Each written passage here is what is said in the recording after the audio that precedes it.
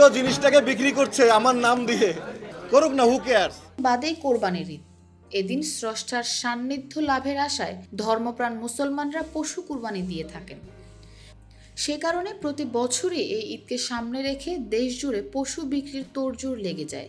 কয়েক বছর ধরে খেয়াল করা যাচ্ছে ক্রেতাদের দৃষ্টি আকর্ষণের জন্য বিক্রেতারা বিভিন্ন তারকার নামে রাখছেন কোরবানির গরুর নাম। এর মধ্যে উল্লেখযোগ্য বিনোদন জগতের তারকাদের নাম, এবারও তার ব্যতিক্রম হয়নি। তবে এই তালিকায় রাজত্ব জায়েদ খানের নামের। প্রায় দেখা যায় গরুর নাম রাখা হয় জায়েদের নামে। বিষয়টি নিয়ে এবার মুখ খুললেন জায়েদ। তিনি বলেন, আমার নাম যখন চারদিকে ছড়িয়ে পড়ে আর সে নামকে কাজে লাগিয়ে যদি কেউ জীবনে ভালো কিছু করতে চায়, দুটো টাকা ইনকাম করতে চায়, লাভবান হন, করুক না, আমার এতে কোনো সমস্যা নেই। তিনি আরও বলেন, কোরবানির হাটে প্রিয় জিনিসটাকে বিক্রি করছে আমার নাম দিয়ে, করুক। একজন শিল্পীর ক্ষেত্রে এটা হয়, ব্যাপার না।